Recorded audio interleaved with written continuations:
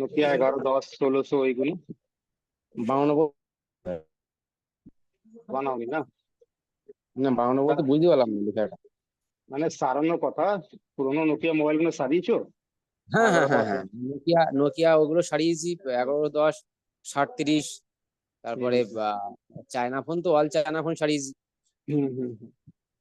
আইসি revolve থেকে আরম্ভ করে আইসি মানে চেঞ্জ করা সবই করেছি ওইগুলো।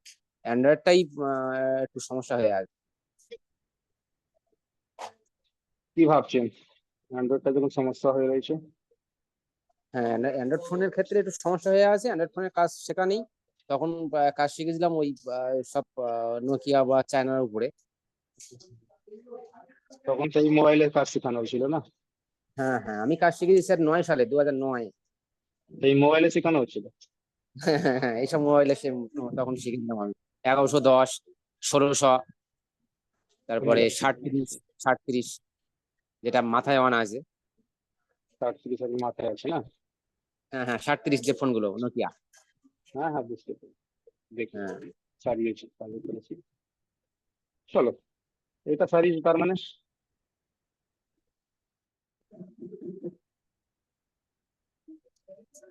এই মোবাইলটা সারিয়েছো 1110 হ্যাঁ 1600, হ্যাঁ হ্যাঁ সব সেম হ্যাঁ বোর্ড, 60 তো সেম বোর্ডই আছে।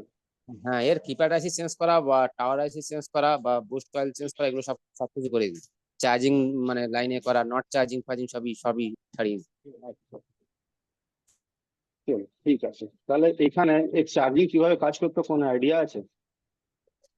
চার্জিং হচ্ছে 22 কে চার্জিং রেজিস্টার চার্জিং আছে মনে হয়। খুব হ্যাঁ, সম্ভবত আমার খেলা আছে না, সরি অনেকদিন আমার হয়ে গেছে তো। আমার আমার চার্জিং মিস্টেক, আমার মিস্টেক একটু হয়ে গেছে। এর লাইট চার্জিং কিভাবে এসি কাজ করতো সেটা মনে আছে? লাইট আইসি লাইট অনেকদিন করা হয় না তো এগুলো, যার জন্য ওই চার্জিংটা হচ্ছে এই জন্য 22 কে রেজিস্টার। এই জন্য আমি কি এটা পুরোনো মোবাইলটা খুলেছি লাইটের জন্য। দেখুন এই মোবাইলটা কাজ কিভাবে করতে, এখানে কি কি লাগানো হয়েছে। এখানে আপনি হ্যাঁ, যে এই লাইট জিনিসটা display just light fault sir, এটা এটা হচ্ছে। লাইট ফল্ট আমি বুঝিয়ে দিচ্ছি। এখানে লাইটটা কিভাবে কাজ করছে সেটা আমি বুঝিয়ে দিচ্ছি, ঠিক আছে? একটু মাইকটা মিউট করে নেবে, কারণ সবাই কালকেরই আছো তো। আজকে চার্জিংটা বোঝাচ্ছি না, কারণ চার্জিংটা তো বুঝিয়ে দিয়েছি মোটামুটি। আরো আগে ক্লাসে ক্লাস চালু করবো, পুরোই বুঝিয়ে দেবো। এখানে দেখো লাইটটা কিভাবে কাজ করছে। এখানে লাইটটা যে কাজ করছে, এইটা হলো লাইট ড্রাইভার আইসি। এই আইসিটা হচ্ছে লাইট ড্রাইভার আইসি, ঠিক আছে? আচ্ছা,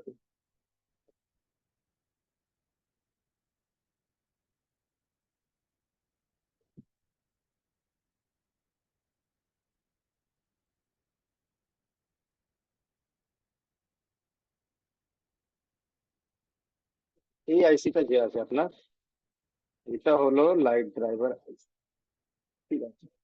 এই লাইট ড্রাইভার আইসিটা কন্ট্রোলে কার থাকে? এই লাইট ড্রাইভার আইসিটা কন্ট্রোলে থাকে সিপিইউ। এইটাকে বলা হয় বুস্ট কয়েল, ঠিক আছে? এই কয়েলের কাজ কি আছে, যে আমাদের 3.7 ভোল্টটাকে বুস্টিং করে এ আপ টু, তখন তো কিপ্যাড মোবাইল ছিল, 7 ভোল্ট 8 ভোল্ট ট্রান্সফার করতে, ঠিক আছে? তারপরে এখানে একটা আছে ট্রানজিস্টর। এই ট্রানজিস্টরটা কাজ হচ্ছে অ্যাজ এ ডায়োড, ঠিক আছে? এবার আমরা যে আছে এটা এখানে কাজ কি করে করছি, সিপিইউ সিগন্যাল পাঠাচ্ছে, সিগন্যাল পাঠিয়ে বলছে লাইটটাকে জ্বালাও। লাইট জ্বালানোর জন্য 3.7 তো কাজ করবে না।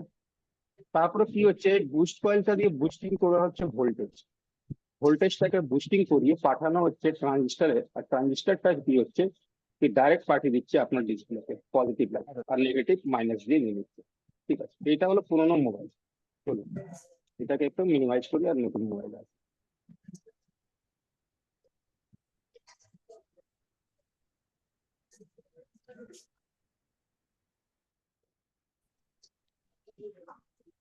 মাইক একটু মিউট রাখবেন, আপনাদের একটু মাইকটা মিউট রাখবেন।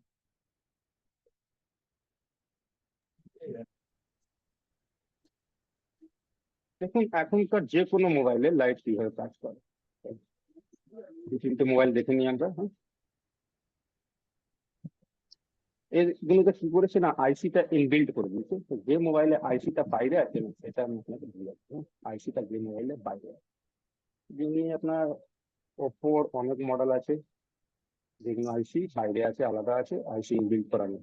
ওপ্পোর একটা আমরা A37 মাইক একটু ইউজ রাখবেন, হ্যাঁ সামনে মাইকটা ইউজ রাখছেন, আওয়াজ আসছে আপনার দিক দিন সেই জন্য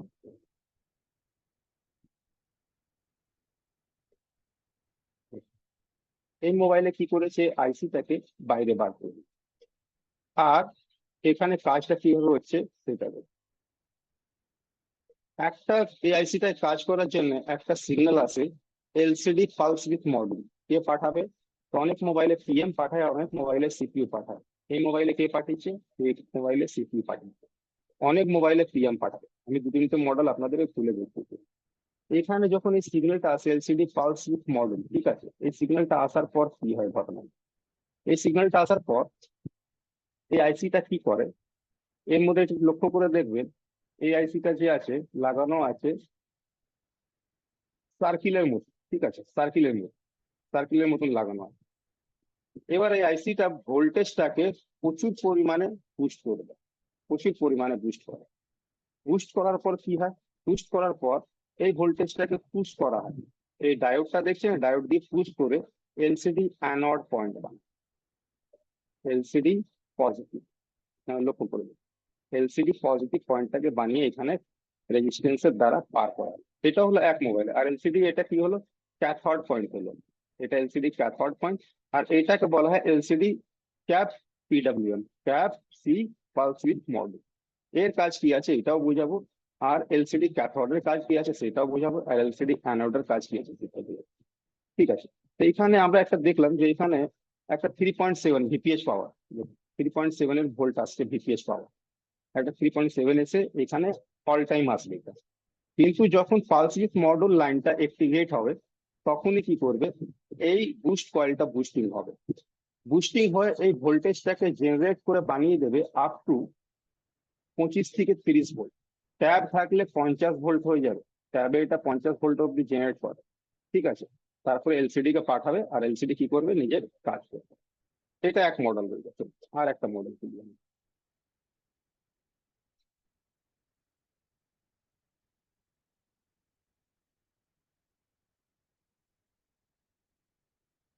এটাই তুলে নিই।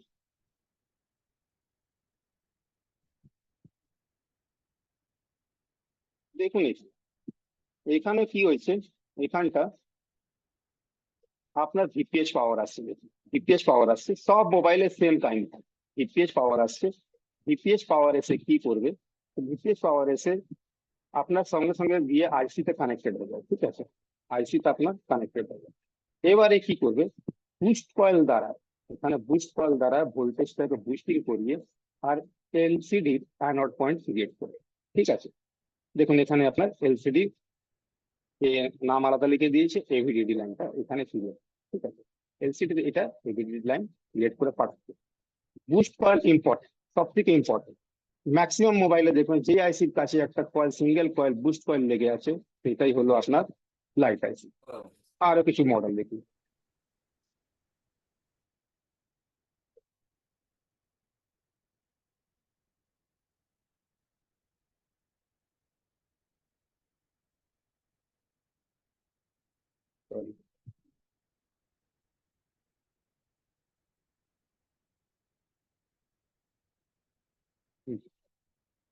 এইখানটাও দেখবেন লক্ষ্য করে, এইখানে একটা ভিপিএস পাওয়ার, এটা ভিপিএস পাওয়ারের লাইন, যেটা ঠিক আপনার ফার্স্ট আইসি থেকে বেরোচ্ছে, ফার্স্ট পাওয়ার আইসি থেকে। এখানে লেখাও আছে ভিপিএস পাওয়ার 3.7 ভোল্ট। আর এইটা আসছে কোথায়, তো ডাইরেক্টলি আপনার আইসি। একেও কি করছে, একটা LCD pulse width module line আসছে, সিগন্যাল কে পাঠাচ্ছে, এটা এইখানে পাঠাচ্ছে পিএমআইসি। এটা বললাম আমি এই জন্য কি, এই সিগন্যালটা সিপিও পাঠাতে পারে, পিএমআইসিও পাঠাতে পারে। এবার পাঠিয়ে কি করছে, এখানে বুস্ট কয়েল দ্বারা ভোল্টেজটাকে বুস্ট করাচ্ছে, দেখুন এই সার্কেলটা বানাচ্ছে, এই সার্কেলটা বানিয়ে ভোল্টেজটাকে বুস্ট করিয়ে আর ডায়োডের দ্বারা পাস করা, ডায়োডের দ্বারা পাস করিয়ে কি করছে, অ্যানোড পয়েন্ট ক্রিয়েট করছে, আর এখান থেকে একটা এলসিডি ক্যাথোড পয়েন্ট ক্রিয়েট হচ্ছে। এলসিডি ক্যাথোড গ্রাউন্ড হতে পারে, এখানে 10K রেজিস্ট্যান্স লাগা আছে, 10K রেজিস্ট্যান্সের কোনো ভ্যালু থাকে না, এটা জাম্পারও করতে পারো, এটাকে ডাইরেক্ট মাইনাস পয়েন্টটাকে গ্রাউন্ড দিতে পারো।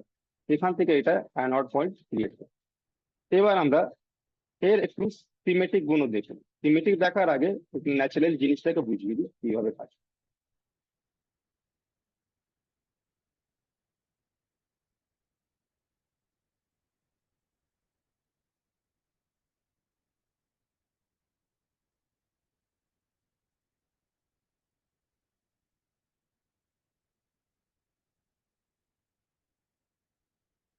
আপনার লাইট আইসি কাজ কিভাবে করে? লাইট আইসি যে আছে, বেশিরভাগ লাইনের কাজ এরম ভাবে। সব থেকে প্রথম কি করবে, একটা ভিপিএস পাওয়ার নেবে 3.7, এটা ডাইরেক্ট হয়ে যাবে, আর এখানে কয়েল লাগিয়ে এই লাইনটা এখানে নিয়ে যাবে। এবার লক্ষ্য করে দেখবেন যে এই লাইনটা এখানে সার্কেল বানিয়ে নিয়েছে, ঠিক আছে। আর এইটা আপনার হয়ে গেল সিগন্যাল লাইন, এটাকে পালস উইডথ মডেল বলে, PW, pulse width model line.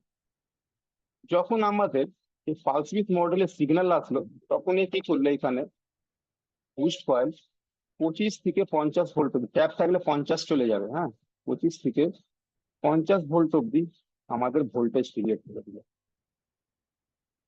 তো এবার এই লাইনটা কি এখানে আইসিটাকে ড্যামেজ করবে না? এই লাইনটা এখানে 25 ভোল্ট গিয়ে কি আইসিটাকে ড্যামেজ করবে না? অবভিয়াসলি ড্যামেজ করবে। 30 ভোল্ট 40 ভোল্ট যাবে যখন ড্যামেজ করবে। তো এবার এই ড্যামেজ যে হবে, কেন হবে না ড্যামেজটা, সেই লাইনটা, এই কারণটা বলে দিই, হ্যাঁ। এই লাইনটা তো আপনার ভিপিএস পাওয়ার হয়ে গেল, যেটা ঢুকছে এদিকে, হ্যাঁ। এই লাইনটাকে বলা হয় এসডব্লিউ লাইন, সুইচিং লাইন, ঠিক আছে। এই লাইনটা এই ভোল্টেজটাকে এইদিকে ঢুকতে দেয় না, প্রেসারাইজ করে এইদিকে পাঠায়, দুটো দিকে। এদিক দিয়ে ভোল্টেজটা এদিকে আসছে, আবার এদিক দিয়ে ভোল্টেজটা এদিকে যাচ্ছে। তো ঘটনাটা কি ঘটবে, আপনি দেখুন এখানে 3.7ও আসছে, বুস্টিং হচ্ছে, আর এদিক দিয়ে ভোল্টেজটা এদিকে যাচ্ছে। তো এখানে তো কয়েল ড্যামেজ হবে, তো না, কয়েল ড্যামেজ হবে। এই জন্য এখানে কি করে, একটা ডায়োড বসানো, এখানে এর জন্য একটা ডায়োড বসানো থাকে।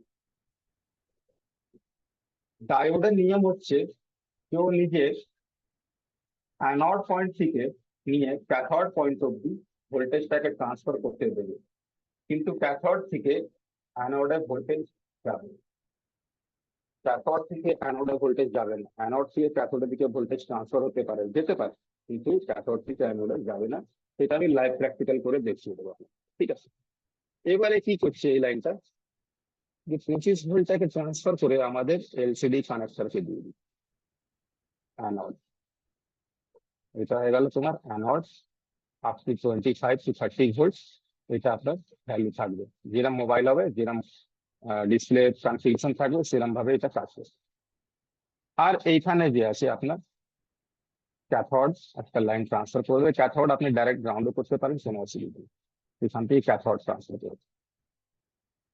এইটা হলো সিম্পল কনফিগারেশন। ভিপিএস 3.7 নেবে, 25 থেকে 50 ভোল্ট আমাদের কয়েল ট্রান্সফার করবে, জেনারেট করবে, জেনারেট করে আমাদের ডায়োডের দ্বারা পাস করে দেয়। এই লাইনটাও ধাক্কা মারছে, আর এই লাইনটাও ধাক্কা মারছে, কতটা বুঝবেন, এও ভোল্টেজ জেনারেট করে এদিকে পাঠাচ্ছে, আর এই লাইনটা ধাক্কা মারছে, দুদিক দিয়ে প্রেসারাইজ হয়ে ডায়োডের দ্বারা এই ভোল্টেজটা আউট হয়ে যায়, কারোর ক্ষতি হবে না। কিন্তু হ্যাঁ, আমাদের লাইটের ক্ষেত্রে সব থেকে যে আছে প্রেসারে, সব থেকে বেশি প্রেসার যে থাকে আমাদের থাকে কয়েলের উপর। কিন্তু কয়েল পুড়ে গেলে আমরা সিম্পলি দেখতে পাই যে এটা হিটিং হয়, ঠিক আছে, সিম্পলি হিটিং হয়। আর ডায়োড পুড়ে গেলে, আপনি যদি ডায়োড ওপেন হয়ে যায় কিংবা পুড়ে গেছে, তো পুড়ে গেলে এটা শর্ট হয়ে যায়, মানে শর্ট হয়ে গেলে আপনার বি পাস হয় মাল্টিমিটারে, ওপেন হয়ে গেলে কোনো দিক দিয়ে ভ্যালু আসে না। আপনি যদি ডায়োডকে মাপেন, আমি একটা ডায়োড মেপে দেখিয়ে দিচ্ছি, কোনো দিক দিয়ে ভ্যালু আসে না যদি ওপেন হয়ে যায়। যদি ডায়োডটা ভালো থাকে তাহলে ভ্যালু জেনারেট হবে। আচ্ছা, ডায়োড আপনাদেরকে নিচে আমি দেখিয়ে দিই।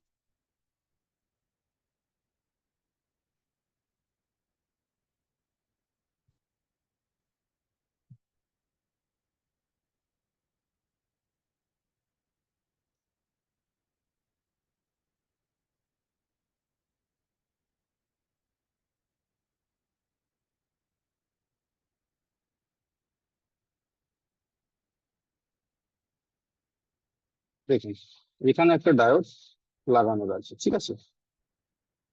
এটাও অ্যাকচুয়ালি লাইট আইসির ডায়োড।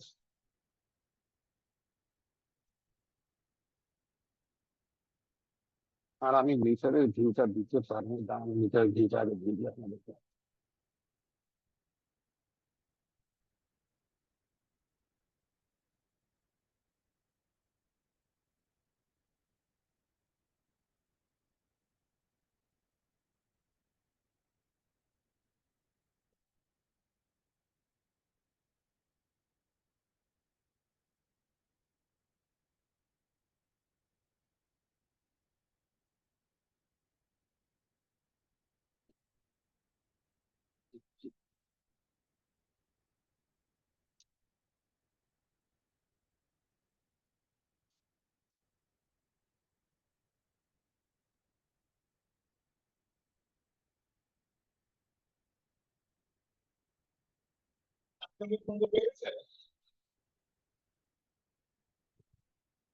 এক মিনিট দাঁড়াবেন, এক মিনিট আপনারা wait করবেন, হ্যাঁ, এক মিনিট।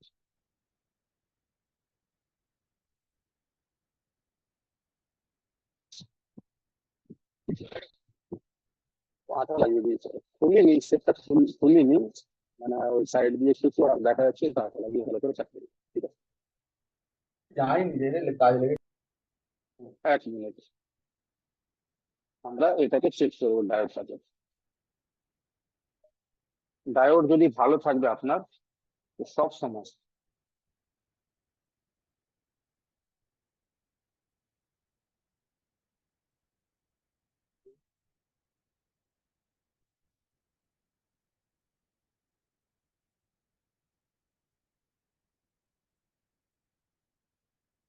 হুম, আশা করি আপনারা দেখতে পাচ্ছেন, এটা দেখতে পাচ্ছেন, কন্টিনিউটি মোডে আছে, বাজার বাজ। দেখুন এই পয়েন্টটাকে, যেদিকে দাগ নেই, যেদিকে দাগ নেই সেই পয়েন্টটাকে বলা হয় অ্যানড পয়েন্ট। এর অনেক বিস্তারিত কাজ আছে, অনেক বড় কাজ আছে, ঠিক আছে। এই পয়েন্টটাকে বলা হয় অ্যানড পয়েন্ট, আর এই পয়েন্টটাকে বলা হয় ক্যাথোড পয়েন্ট। আর আমাদের মিটারে দেখবেন যে আমি সুইচ লাগিয়েছি একটা ব্ল্যাক প্রডে, আর রেড প্রডে আমার কোনো সুইচ লাগানো নেই। তো আমি রেড প্রডটা যে হচ্ছে পজিটিভ, আমি পজিটিভটাকে এখানে পজিটিভ রাখবো, আর নেগেটিভটাকে এখানে নেগেটিভে রাখবো, তো আমার মিটারে একটা ভ্যালু শো করবে। 200, 300, 400 একটা ভ্যালু শো করবে, ডায়োডের ডিপেন্ড করে ডায়োডের উপরে, ঠিক আছে। এবার আমরা যে প্লটটাকে উল্টো করে দেবো, ঠিক আছে, প্লটটা উল্টো করে দিলাম, আর এখানটা আমরা পজিটিভ লাগালাম, দেখুন কোনো ভ্যালু আসছে না। তো এটা কিভাবে ডায়োডটা কাজ করছে? ডায়োডের কাজ হচ্ছে, আমাদের অ্যাকচুয়ালি আগে আমাদের প্লট গুলোকে বুঝে নিই, আমাদের মাল্টিমিটারের প্লট বুঝে নিই, হ্যাঁ। প্লট কিভাবে কাজ করছে, যখন আমরা কন্টিনিউটি মোডে রাখি, তখন প্লট পজিটিভ লাইনটা একটা ভোল্টেজ রিলিজ করে, এই একটা ভোল্টেজ রিলিজ করে। আর এই ভোল্টেজটাকে যখন নেগেটিভ লাইনটা ক্যাচ করে, তখনই বিপ দেয়, না ক্যাচ করলে কিন্তু বিপ দেবে না। এইটা ভোল্টেজ রিলিজ করে, সেই ভোল্টেজটাকে এখানে নেগেটিভ ক্যাচ করে। তো এইখানেও যে আছে পজিটিভ থেকে আমাদের যখন পজিটিভ ভোল্টেজটা রিলিজ হলো, তখন নেগেটিভে গিয়ে কিন্তু ক্যাচ করলো, ক্যাচ করার সঙ্গে সঙ্গে ও কি করলো, একটা ভ্যালু দিল। ডায়োডে পুরো ভ্যালু আসবে না, কারণ এখানে এর ভিতরে অনেক রেজিস্টেন্সিভ ক্যাপাসিটি থাকে, এই অনেক রেজিস্টেন্স করে জিনিসটাকে, ভোল্টেজটাকে অনেক কম্প্রেস করে ধরে। তো এবার এখানে আমরা যেহেতু নেগেটিভে যদি পজিটিভ দিই, তো ভোল্টেজটা তো এখান থেকে রান করবে, রান করে পজিটিভের দিকে আসবে, কিন্তু আসবে না, কারণ ডায়োডের প্রিন্সিপাল হচ্ছে এটাই, এটা ওয়ান বে ট্রানজেকশন। ওয়ান বে ট্রানজেক্ট করে, এক দিক দিয়ে যাবে আর এক দিক দিয়ে যাবে। পজিটিভ থেকে নেগেটিভে ট্রাভেল করবে ভোল্টেজ, কিন্তু নেগেটিভ থেকে পজিটিভে ট্রাভেল করবে না। সেই কারণে আমাদের এখানে এই ভোল্টেজটা যে আছে এই দিক দিয়ে বেরিয়ে লাইট কানেক্টরে যায়, আর এই রিটার্ন যায় না, এই ভোল্টেজ একবার রিলিজ হয়ে গেল, আর এইদিকে যাবে না। এবার আমরা দেখি সেকেন্ড, এখানে এইখানে আমরা কিছু খুলেছিলাম, অন্য অন্য, এক মিনিট দেখে নিই। আচ্ছা,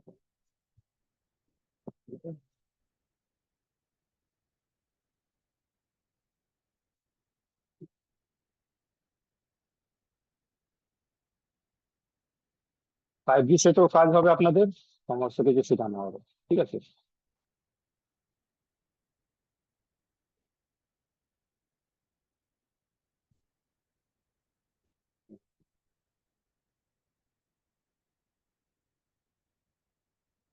দেখুন এইটা সেম প্রিন্সিপালেই কাজ করছে, হ্যাঁ, কিন্তু এখানে একটা এবার তফাৎ আছে ঘটনার সঙ্গে।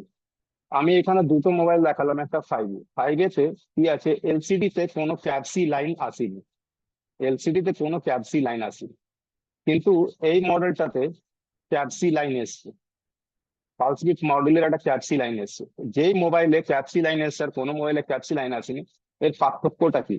অ্যানোড বুঝতে পেরেছেন, অ্যানোড কিভাবে কাজ করছে? ক্যাথোডটা আমাদের মাইনাস পয়েন্টেই আছে, ছেড়ে দিন, এটা মাইনাস লিখেও দিয়েছে, LED minus point, LED plus point. আর এখানে ক্যাপসির কাজ কি আছে? এটা বলে LCD pulse with module line. LCD pulse with module line যে হয়, এটা জেনারেট করে আমাদের আইসি, পিএমআইসিও জেনারেট করতে পারে, কিংবা যে লাইট আইসি আছে সেও জেনারেট করতে পারে। এর কাজ কি আছে? যখন LCD pulse with module line আপনার কানেক্টারে যাবে, আর আপনি ডিসপ্লে না লাগিয়ে চেক করবেন, ডিসপ্লে লাগাননি, এই মোবাইলে আপনি ডিসপ্লে লাগাননি, আর এইখানে ভোল্টেজ চেক করছেন 25 ভোল্ট আসছে কিনা, তো আসবে না। কেন আসবে না? এই লাইনটাকে বলা হয় feedback line, pulse with module feedback line. এই ফিডব্যাক যদি না দেয় কি এলসিডি লাগানো আছে কিনা, ততক্ষণে ভোল্টেজ এখান থেকে রিলিজ হবে। এলসিডি লাগাবেন তবেই ভোল্টেজ রিলিজ হবে, না লাগালে ভোল্টেজ রিলিজ করবে না। এই এই মডেলে, সেই মডেলের pulse with module display signal নেবে, সেই মোবাইলের ডিসপ্লে লাগিয়ে আমাকে, দেখুন টেস্ট পয়েন্ট তো আছে, ডিসপ্লে এখানে লাগিয়ে নেবো, এই জায়গাটা আমরা ভোল্টেজ চেক করতেই পারি। এখানটা অনেক জায়গা আছে যেখানে আমরা চেক ভোল্টেজ এখানে চেক করতে পারি, এখানে চেক করতে পারি, কিংবা আমরা ডায়োডে যেখানে লাগানো আছে ডায়োড ওখানে চেক করতে পারি। ঠিক আছে, আমাদের যেখান থেকে ভোল্টেজ আউট মারছে সেখানে আমরা চেক করতে পারি। এখানে ডায়োড লাগিয়ে ভোল্টেজটা আউট করেছে, আমরা যেখানে ইচ্ছা চেক করতে পারি। এবার যদি না লাগানো থাকে এই লাইনটা যদি জোড়া না থাকে, তখন, যদি এই লাইনটা না জোড়া থাকে, তখন আমরা ডিসপ্লে না লাগিয়েই চেক করে নিতে পারবো যে অ্যানোডে ভোল্টেজ আসছে কিনা। এই হচ্ছে ক্যাপসি লাইনের কাজ। আর পালস উইথ মডুল সিগন্যাল সব থেকে ইম্পর্টেন্ট। আর এইটা চেক আপ কিভাবে হবে পালস উইথ মডুল কাজ করছে কিনা, কেন আইসি থেকে বেরিয়েছে আর এখানে রেজিস্ট্যান্স লাগানো আছে। এবার আপনারা এখানে জিআর ভ্যালু নেবেন, তো জিআর ভ্যালু দিচ্ছে, কিন্তু জিআর ভ্যালুটা কি রাইট দিচ্ছে কি রং দিচ্ছে কিভাবে বুঝবেন? জিআর ভ্যালু মানে বোঝেন তো আপনারা? রেডমি কি নাম আছে আপনার? উমাশঙ্কর, জিআর ভ্যালু মানে বোঝেন তো? আপনি তো অনেক বছর ধরে কাজ করছেন। উমাশঙ্কর, আওয়াজ আসছে না?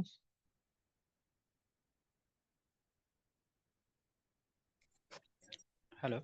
হ্যাঁ, জিআর ভ্যালু মানে বোঝেন? না স্যার, জিআর বলো, হ্যাঁ বুঝলাম। বোঝেন? আচ্ছা, কোন ট্র্যাক যদি আপনার কেটে গেছে, তো ওখানে মানে কি করে চেক করেন? মাল্টিমিটারে মাইনাস প্লাস নিয়ে কিছু চেক করেন? বিপটা আসবে। হ্যাঁ, বিপটা আসবে। হ্যাঁ, একটা মাল্টিমিটারে মাইনাস প্লাস দিয়ে কিছু চেক করেন? হ্যাঁ, করি স্যার। চলুন, জিআর ভ্যালু যে আছে আমাদের মাল্টিমিটারে, রেড প্রডটা, এই রেড প্রডটা যখন গ্রাউন্ডে লাগিয়ে মাইনাসে লাগিয়ে, ধরে নেন এখানে আমার রেড প্রডটা এখানে আমি গ্রাউন্ডে লাগালাম, ঠিক আছে, আর যে কোনো ট্র্যাকে যখন মাপবো, আর যদি মিটার ভ্যালু দেয়, 1 মিনিট, আপনাদের স্পিড যাচ্ছে না।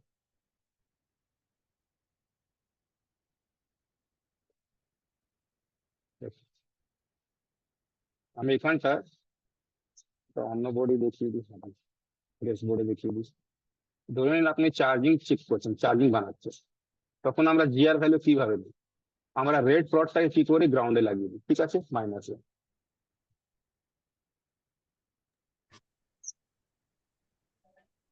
ঠিক আছে, আর ব্ল্যাক প্রডটাকে লাগাই যেখানে আমাদের ট্র্যাকের কনফিউশন আছে। ঠিক আছে, মিটারটা দেখা যাচ্ছে না, মিটারটা চলছে না, আপনি আবার থেকে চালু করে দিয়ে মিটার চলে যাবে। জিআর ভ্যালু মানে গ্রাউন্ড রেজিস্ট্যান্স ভ্যালু কে বলা হয়।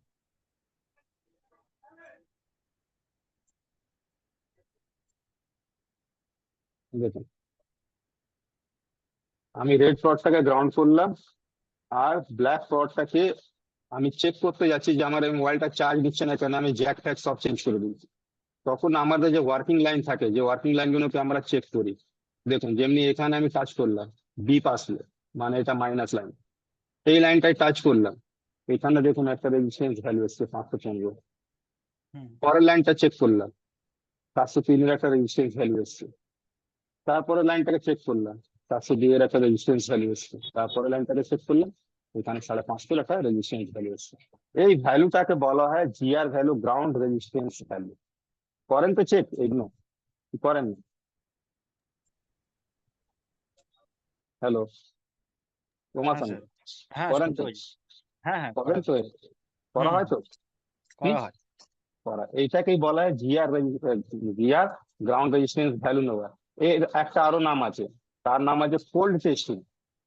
এটাকে ফোল্ড টেস্টিং বলা হয়। কেন ফোল্ড টেস্টিং বলা হয়? কেন কি যখন আমরা মোবাইলটাকে যে কোনো জায়গায় জিআর ভ্যালু নেবো তখন পাওয়ার সাপ্লাই দেবে না। হুম পাওয়ার সাপ্লাই দিলে আর জিআর ভ্যালু দেবে না। ঠিক আছে, পাওয়ার সাপ্লাই কোনো মতেই অ্যাড করা হবে না। সেই জন্য আমি বললাম এখানে পালস উইথ মডুলের জিআরটা কিভাবে নেবে। আপনার এখানে পালস উইথ মডুল লাইনটা পারফেক্ট আছে কিনা কিভাবে জিআর নেবে। দেখুন এখানে দুদিকে জিআর ভ্যালু এসে জেনারেট কি করে হয় সেটা দেখুন। জিআর ভ্যালুটা জেনারেট কিভাবে হয়।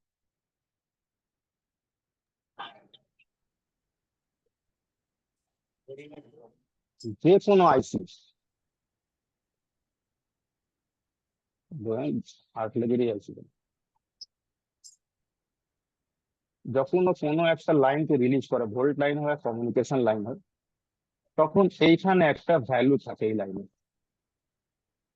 আর এখানে আমরা দেখলাম এক আইসি থেকে বেরিয়ে অন্য আইসিতে চলে যাচ্ছে।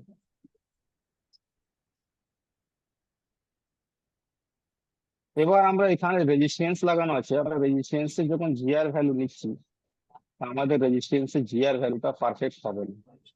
কেন হবে না?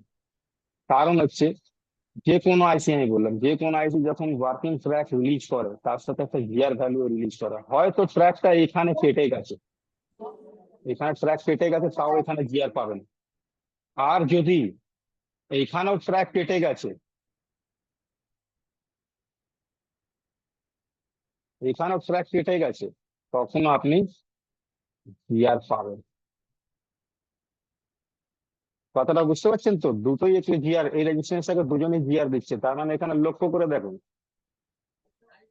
আমরা এখানে যখন চেক করছি জিআর ভ্যালু আসছে, জিআর ভ্যালু এও দিতে পারে এও দিতে পারে। তো এবার চেক কি করে করবো জিআর ভ্যালু কোথা থেকে ভালোভাবে আসছে কি আসছে না? চেক করার একটা আসান উপায় আছে, আইসিটাকে বার করে দেবেন। এখানে সিপিইউ থেকে জিআর রিলিজ হচ্ছে দেখুন। বর্ষার জন্য আসতে পারে না, আছে, বর্ষা প্রচুর আছে। মালটা আসে না যা। তো যখনই আমরা এখানে জিআর চেক করব, আইসিটাকে বার করে চেক করবো, নাহলে জিআর এখানে প্রপারলি দেবে না। যখনই লাইট বানাবেন, আমি আবার শর্ট ফর্মে বলে দিচ্ছি, লাইট বানানোর জন্য কি করা হয়, একটা সিগন্যাল আসে, সিগন্যাল এসে ভোল্টেজটাকে বুস্টিং করাবে, বুস্টিং করে ডায়োডের দ্বারা পার করে দেবে অ্যানোড পয়েন্ট। ঠিক আছে, এই সিগন্যালটা। এবার যদি আমাদের এলসিডি তো সিগন্যাল থাকে, পালস উইথ মডেল সিগন্যাল, তখন এলসিডি লাগিয়ে চেক করব। যদি আমাদের এলসিডি তে পালস উইথ মডেল সিগন্যাল নেই, তাহলে বিনা এলসিডি তে আমরা চেক করবো, এখানে ভোল্টেজ জেনারেট হবে। কোনো প্রশ্ন থাকলে করে নাও, কোনো প্রশ্ন থাকলে করে নাও। কারো যদি লাইট সম্বন্ধিত কোনো প্রশ্ন থাকে করে নিন। আর কারা কারা চার্জিং শিখতে এসেছিলেন তাদেরকে সরি, কেন কি প্রথমেই যে আছে, যারা যারা এসেছিলেন সবাই কালকে চার্জিং শিখে নিয়েছিলেন। 840810। কারো প্রশ্ন থাকলে জিজ্ঞেস করে নেবে। ভিভো, তোমার কোনো প্রশ্ন? পিন্টু দাস, পিন্টু দাস তোমার কোনো প্রশ্ন আছে? ফোন করে আবার চলে আসবে, ওয়েদারটা খুবই পিন্টু দাস, কোনো যদি প্রশ্ন থাকে জিজ্ঞেস করে নেবেন, ঠিক আছে? আর ডেমো চলবে না এখন, এবার ডেমো 10 তারিখের পর চলবে। ঠিক আছে, এখন আর ডেমো চলবে না, কোনো প্রশ্ন থাকলে জিজ্ঞেস করে নেবেন। এমনি গ্রুপে মেসেজ করে জিজ্ঞেস করতে পারো, তোমাদের যদি কোনো প্রবলেম থাকলে আমাকে জিজ্ঞেস করতে পারো গ্রুপে মেসেজ করে। পিন্টু দাস কোনো প্রশ্ন মাথায় চিন্তা আছে? ঠিক আছে, চলেন তাহলে, বাই, পরে দেখা করি আপনার সাথে।